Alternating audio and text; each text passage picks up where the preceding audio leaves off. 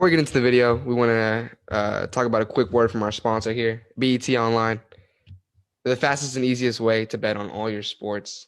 I personally don't bet a lot, neither does Tanner, but we know that when our friends talk about betting, BET Online is the place to go.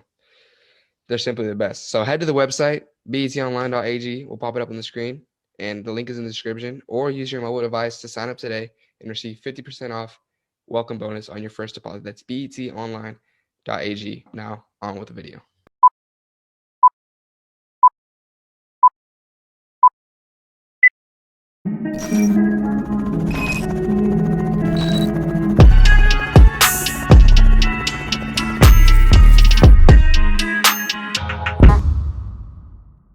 What's up, guys? Back with another episode here at ChumChat. Welcome a special guest, one of my boys from Alabama, doing it big in the NFL. His name's Nick Mullens. How you doing, Nick? Doing good. Thanks for having me on. How's it been in the offseason? I know that the things with the contract, we'll get into that later, but how have you been this offseason? Yeah, I've been doing good. Maybe not the season that I would have totally dreamed of, but just finished up my fourth year in the NFL. Got injured, hurt my elbow. But recovery's going great. It's like a 6-month recovery. About 4 to 5 months into it. Elbow's doing good, feeling good, and just getting better every day. That's what I like to hear. Hey, congrats on the baby boy. His name's Luke, correct? Yeah, appreciate that. He's 1.5. He's all around the house, man. He'll probably wake up from a nap. You might hear him in the background here in a little bit, actually. So thanks, man. Wow. Appreciate it. That's awesome. But Yeah. So you're in California right now, or where are you at? I'm actually in Birmingham. I'm doing my rehab here in Birmingham. Okay. And kind of bounce back and forth between Birmingham, San Francisco, and Mississippi at Southern Miss the past 4 years. But I'm in Birmingham right now. Okay, nice. I know the storm just happened. Did any of your friends or family get affected by the tornado? No, not anybody directly. I hit that Eagle Point neighborhood. Yeah. I live in Chelsea, so it's very close to my house. Okay. We were definitely nervous when it was coming through. I feel like I've lived here 20 years, and I don't remember one coming that close ever. So it's crazy. Yeah. Yeah. Yeah. I was nervous too. A bunch of my friends around Greystone too, they were affected bad. So, but no, it's been good. But no, let's just jump into. Obviously, you said you went to Southern Miss. You went undrafted in 2017. A bunch of guys. Deshaun Watson was in that draft. Patrick Mahomes was in that draft. And then you signed with the 49ers. But how was that, kind of seeing those other quarterbacks go? Were you expecting to get drafted then, or what was going through your mind back then? Yeah, it was a crazy ride. That was the 2017 draft is when I came in. Had a really good junior year. Had a pretty good senior year. Not incredible, but pretty solid. So I thought I would get a chance at the NFL. I tell people all the time, I didn't know how long it would last. And that was kind of cool because it was really just up to me how long it lasted. Just work hard, do your best, and play good at the right time. And so here we are 4 years later, just chatting it up on here. I didn't expect to get drafted. Funny story, I got a call at the beginning of the 7th round that the Broncos called me and they said, we have the last pick of the draft and we're gonna select a quarterback. So in my mind, I was like, nah, there's no way I'm gonna be Mr. Irrelevant, which is the last pick of the draft. They took Chad Kelly, and I knew the 49ers were interested, so I signed with them. Nice. Yeah, that's crazy. The draft just happened now. You see all these crazy stories, but it's so inspiring to see obviously guys like Tom Brady go late, and obviously you have the guys that go early that end up being bust. So I feel like a lot of time it can just be kind of hype. But for you personally, when you were in that draft, did you feel like seeing these other quarterbacks? Did you feel like, I'm just as good as them? Did you feel like I can do that? Yeah, that's a huge thing is just like self-confidence. Like I didn't really.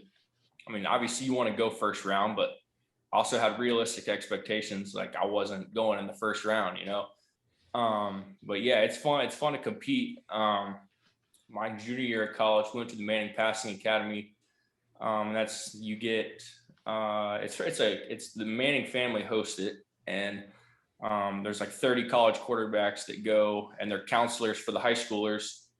So that was kind of my first time being around like the top tier college quarterbacks. Deshaun, Mahomes, Josh Dobbs was there, a whole bunch of other guys. And so it was really cool. And we would have like throwing workouts. And so to just be there working with them, competing against them, that was probably the first time that I was, like I can definitely hold my own. And so that was one cool thing I'll always remember for sure. Yeah, no doubt. I mean, you showed that in your first game. I mean, you threw 3 touchdowns. Y'all waxed the Raiders. But I mean, what made you be able to be ready for that moment? Like you said, it's all about getting an opportunity and being ready for it. What made you ready for that opportunity? Yeah, that was cool. That was a crazy night. It happened fast. So that was my 2018, my second year in the league. And I spent my whole first year, third string on the practice squad. And really it was just a year for me to like sit and watch and just practice, get better at certain skills and things like that. And then I got to play more in the preseason of my second year.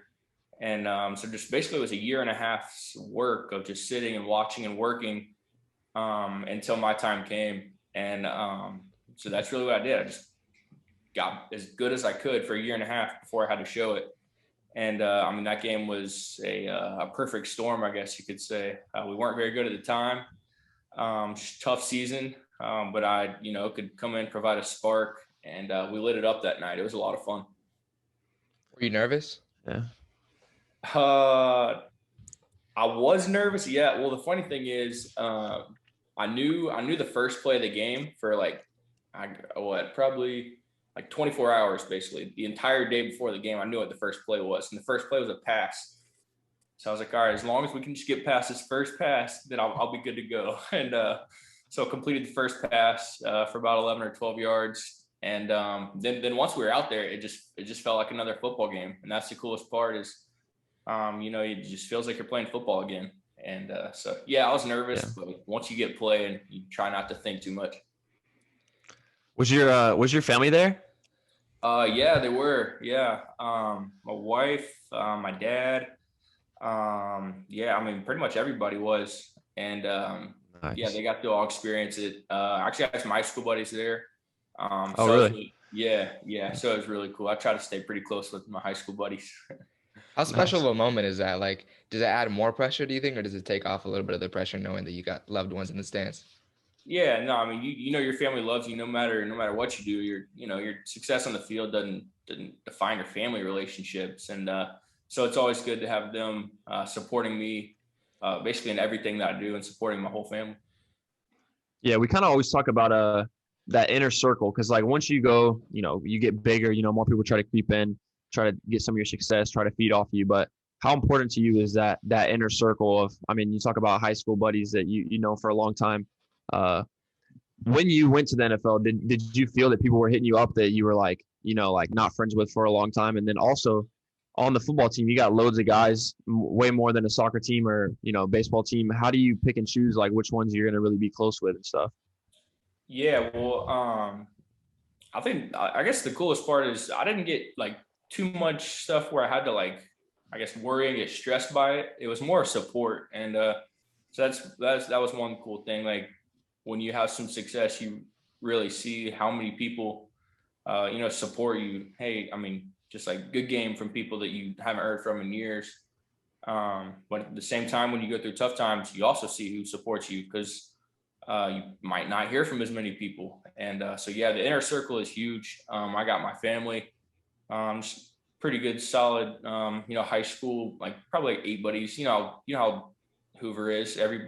Most guys are guys you grow up with, you stay close to, and a couple college buddies. So nothing too crazy, but definitely a good support system. And obviously my wife and son, they're everything to me. So that's huge. And then talk about NFL locker room. Yeah, that's it's an interesting landscape. It really is. Wouldn't say it took me a while to navigate, but it was cool to just kind of be around. And the biggest thing is, you have in the off season 90 guys, and during the regular season 56, basically 63 guys. The coolest thing is you're all professionals in there. Like it's 63 men that are working as hard as they can for one common goal. And there's nothing better than that. I mean, you can't get that in any other job really other than sports. And so that's the coolest part. But really, you obviously spend most of the time with your position groups, so quarterbacks, Jimmy G and CJ Beathard, and then even the guys that we had in camp. I mean, we got super close. But really, you just spend time with people that your position groups, your offense, and then and another cool part is you meet people from totally different walks of life, so many different experiences. And so you get some really cool discussions and relationships that you probably never would have had if you didn't play the sport. Man, yeah, sure. That's so crazy.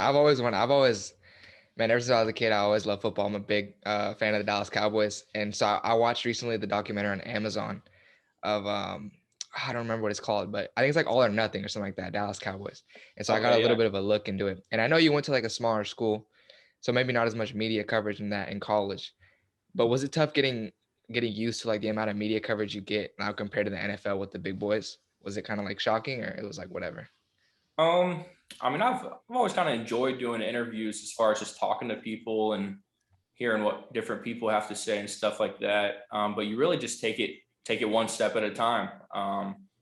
You know, you obviously dream, you have your goals, but it feels a little bit different when you get there, you know, and you got tons of cameras in your face and stuff like that. But you just handle it one step at a time, kind of remember what got you there, and just kind of enjoy being where your feet are and just being in the moment and things like that. So no, it wasn't too bad. It's part of the job. It's what you sign up for, and it's fun. Yeah. That's funny you say that though. I seen on your Instagram in the bio, Cameo. What made you start that and like just why really? Why? Yeah, I guess a little free endorsement, I guess, but I'm a huge Cameo fan, dude. It's a really cool, great. I mean, the company's taken off. That's crazy. But one of my teammates, his name is Cassius Marsh. He was a D lineman, and he just like told me about this app, and so I just kind of looked it up, and I was like, oh, that's cool. Like, yeah, sounds cool. And then I started some games, and then so he's friends with like the guys who started it, and Steven, the guy who started it, he like came to one of the games, and I met him. Obviously, super cool dude, and so I just signed up or got a profile, and you know, it's a great gift. It really is. I've gotten my friends' gifts on there. I mean, who wouldn't want, you know, say Drew Brees wishing them happy birthday or something like that? So I mean, if you got something from like Ronaldo, you'd be like, oh, that's sick, you know? Yeah. So it's pretty cool, and yeah, it's pretty cool. Have you gotten any like weird requests yet, or no? Like you haven't got one of those? Nothing too crazy. Most of it's like birthdays. You know, hope like well wishes. Hope we get better. A lot of people like do good at their jobs, like get awards at their jobs.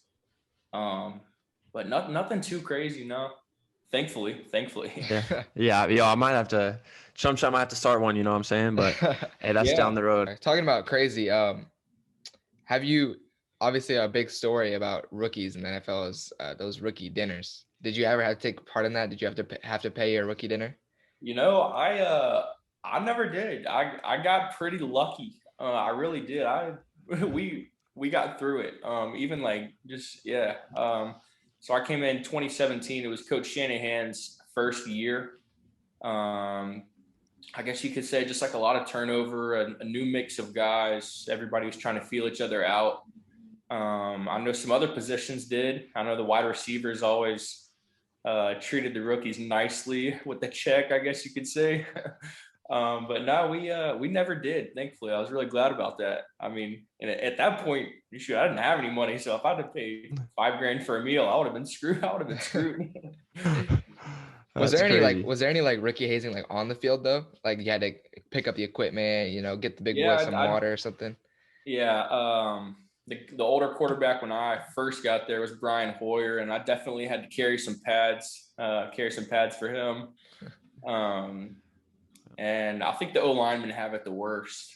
They got to like tell jokes, And like, if you don't have a joke ready, it's a fine. So like, they got all sorts of stuff going on. So I'm glad I'm not an O lineman. It's tough. Hey, our rookie things aren't bad. All you got to do is, mainly in the soccer world, all you got to do is sing in front of the group on the first away trip, and that's it. So it's not too bad. Yeah, that's we did that too. A lot of singing on the bus. The rookies had to do that as well. Nice. How old is the oldest player on y'all's team? Because like in an NFL locker room, like I walked in and it's like Joe Staley, the left tackle, had been in there for like 12 years. So you're like dealing with like, grown ass men basically. Yeah, I mean, I think the oldest guy on my team, I think, is 34. I think so. Okay. Yeah, Similar. big range. Yeah, that's cool. Yeah, it's definitely different. Growing up, being a young like pro, a bunch of my friends, from Alabama or different places. I'll talk about my team and I'll say, Reto was his wife was had to get a babysitter or something, and they'll just freak out because they're like, bro, your friends are like super old, but it's just funny. The dynamic is it's definitely funny, but it works well, I think so. Yeah. But let's talk about if you can talk about it. I don't know. We can cut anything out, but obviously you're a free agent right now. Is there any news going on, or what's it looking like for this up and coming year? Yeah, I mean, I won't list any specific teams, but we could say that I'm pretty optimistic about things right now. The biggest thing, I get healthy, and I think that I'll get an opportunity. I mean, I can't say how big or little that opportunity is, but I think I will get another opportunity, and I'm pumped for it. I mean, I'm doing everything I can every single day to get back. It's my first like serious injury, really. Been pretty lucky through the years. But yeah, I'm feeling good, and I'm excited about what's next, wherever that may be. Yeah, we're excited for you, man. I think sure. I'm not positive, but I think I read. Did you get injured against my Cowboys? I did, man. Yeah, I did. I'm like I'm 99% sure it's DeMarcus Lawrence. That big boy. They don't call him Tank for no reason. Yeah, exactly. Yeah. So, but yeah, I did. No, I mean, talking about this upcoming season, what kind of we do here is we define success. And I always ask this question to all of our guests because we have a lot of pro athletes on here, and success ranges for everyone. There's no true definition of success. So we love to ask our guests, what's your definition of success, and do you think you've achieved it yet? Yeah, I mean, that's a really cool concept. I obviously saw that we were going to be talking about that, and I was thinking about it. And I mean, off the top of my head, I would say success is simply just achieving the goals that you set out for yourself. And you work as hard as you can at those goals. And if you love what you're doing and then you achieve your goals, that's personal success, and that's a lot to be proud of. But then I also go and think, the success, what makes you the happiest? That's something that I've always kind of thought about is like I've, started games in the NFL, basically outdid my dreams, participated in a Super Bowl. But is that going to make me the happiest person forever? No. And so that's one thing that I'm not going to say I struggle with it, but it is interesting. It's something that I think about a lot. And so like right now it's, I guess my next goal is obviously to get back in the NFL and, work and perform at the highest level, but it's also to be the best dad. And, if my family's the happiest, then that's success. So a simple way to put it for me, I guess, is just achieving the goals that you set out for yourself. I think that's the first time we've heard. Yeah, it's a strong answer because I don't think we've had many fathers on here. So just implementing your son into it and your family, I think that's so special for sure. Yeah. 1000%.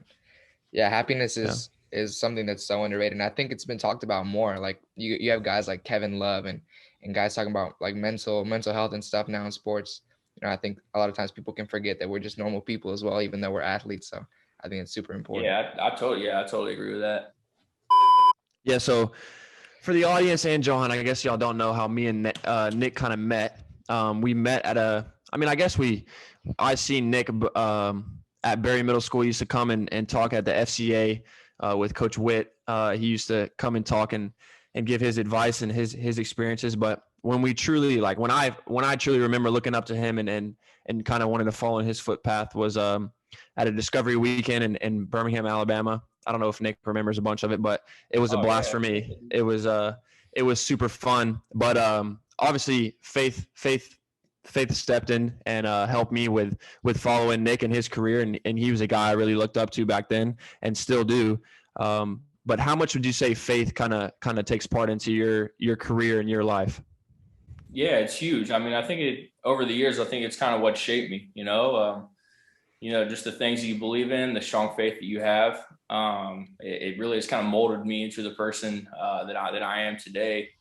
And so it's huge. It's what I want to spread to, basically everybody I can. So it's a huge part of the way I live my life. The discipline in your faith is the same way that you have discipline in your workouts and things like that. And so it is huge, and it's spread love. It's really what it's all about. And just the way you act, the way you handle yourself, the way you communicate. It's what it's all about. And I thought it's pretty cool. Yeah, I was thinking about that. People like, how did Nick and Tanner link up on this podcast? I was Tanner. I mean, obviously but I was your leader at Discovery Weekend, and I knew you were gonna be a baller. I remember like us talking and stuff. Like all the kids, you tell. I remember I was like asking you, "Go soccer." You're like, "Yeah, I'm pretty good." I could tell you're being timid because then I like went and looked you up, and I was like, "Oh, that kid's like really good." And so now you're obviously where you're at now. So it's been awesome to watch you dominate. Yeah, no, yeah, for sure, man. I couldn't even believe that you've been keeping up with me for so many years. I mean, I remember after that camp, I went to my dad and I was like, "Yo, Nick Mullens, like we got to keep eye on him." Like he was super cool. I had a blast with him, and then I just kept with it, and you kept with it too. So I have a lot of respect for you, man. And I can't wait to see you back in the NFL. I've been watching your games and stuff, so it's honestly an honor to have you on the podcast. Not gonna lie. Yeah, appreciate it, man. Thanks. No, I mean, we also have something called the ChumChat blessing here. That's actually been a trend with our guests, and it's actually crazy. Like once they come on, they actually just start going crazy. So I think this next season is going to be fantastic for you. But speaking about I like that. speaking about how Tanner looked up to you and just thought you were the coolest person ever. Obviously, in your NFL journey, you've met some pretty cool people. We want to talk about those cool people, but also I want to ask. I'm curious because I watch those documentaries, and a lot of times you look at those big players, and you're like, "Oh, I look up to them." But then you see the behind the scenes, and a lot of times these guys have maybe big egos. They can't play well with their teammates. How do you deal with like people like that?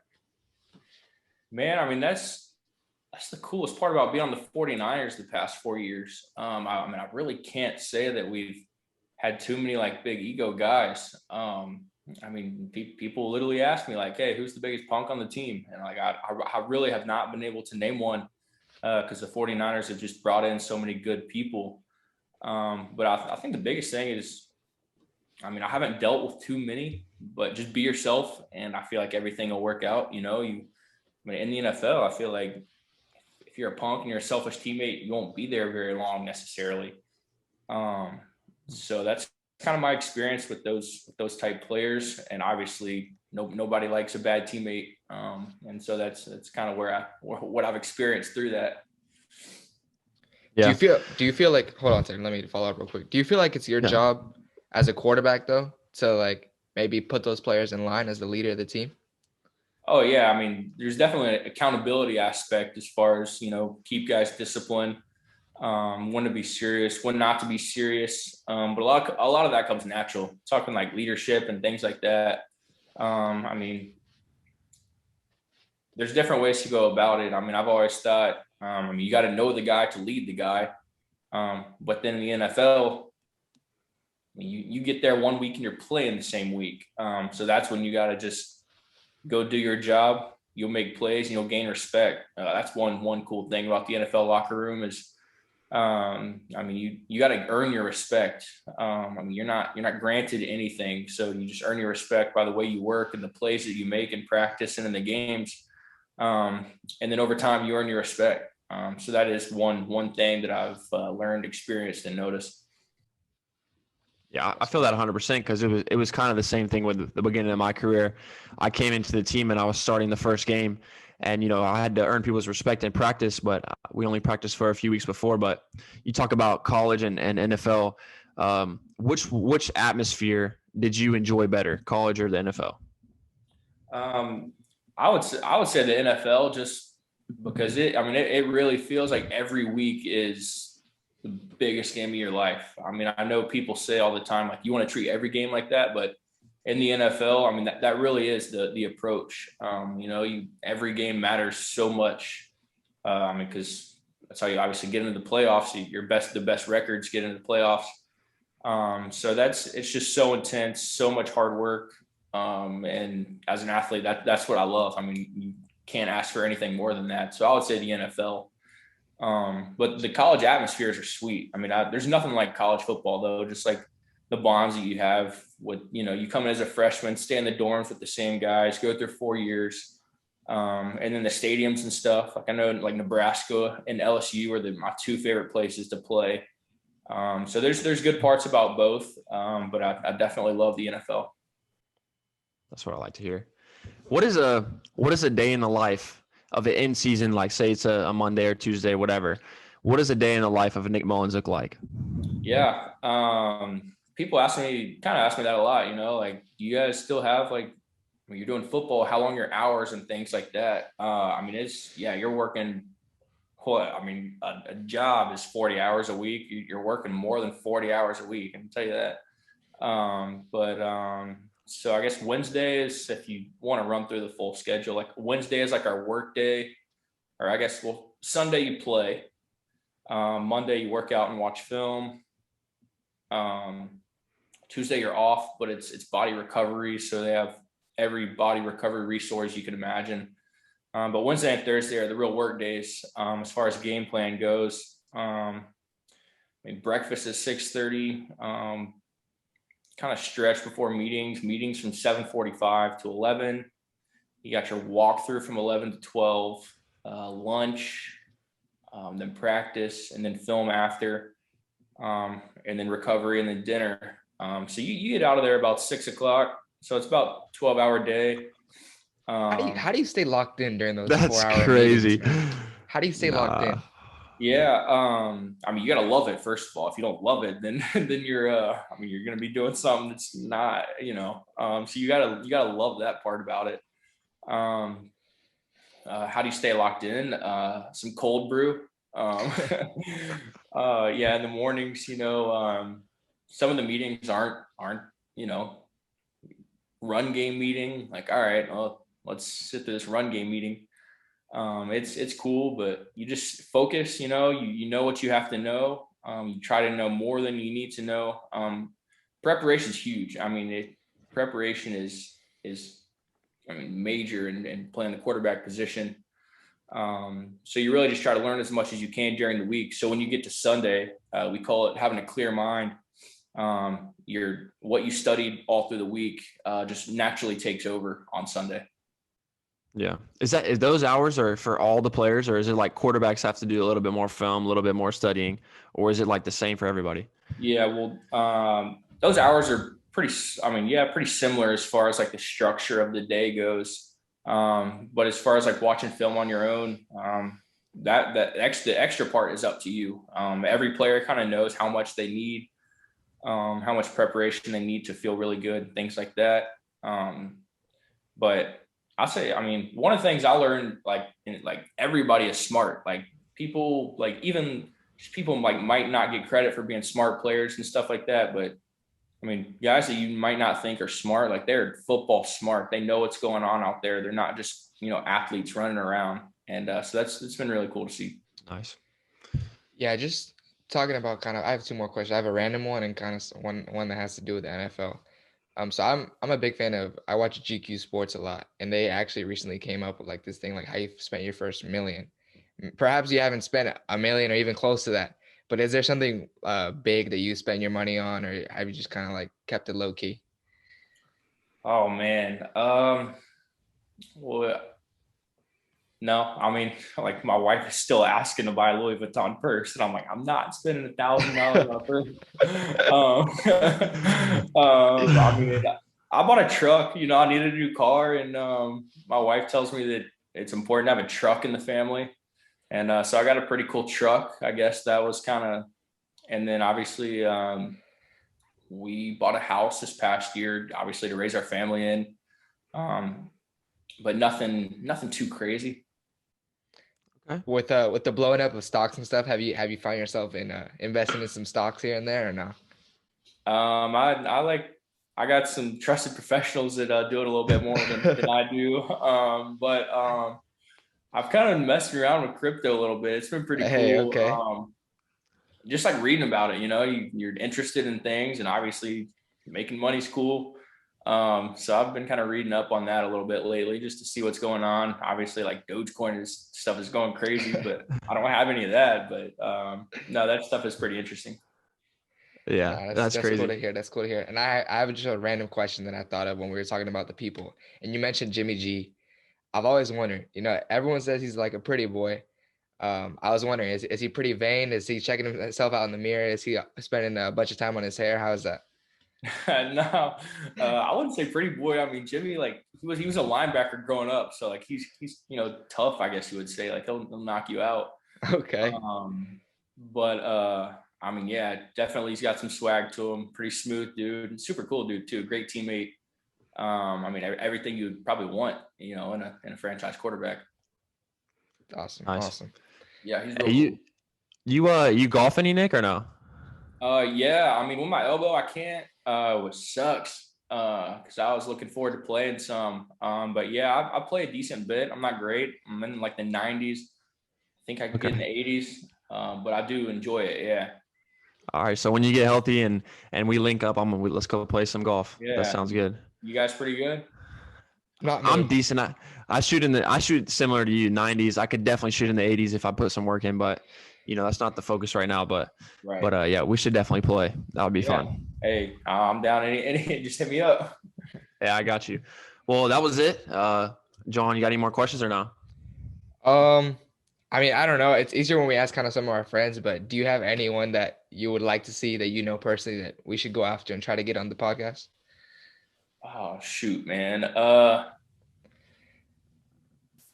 Probably not really off the top of my head, but I mean, I'm sure I can if you think of one, shoot a name to 10 or something. And we'll try to get say I got Tanner's number and see what we can do.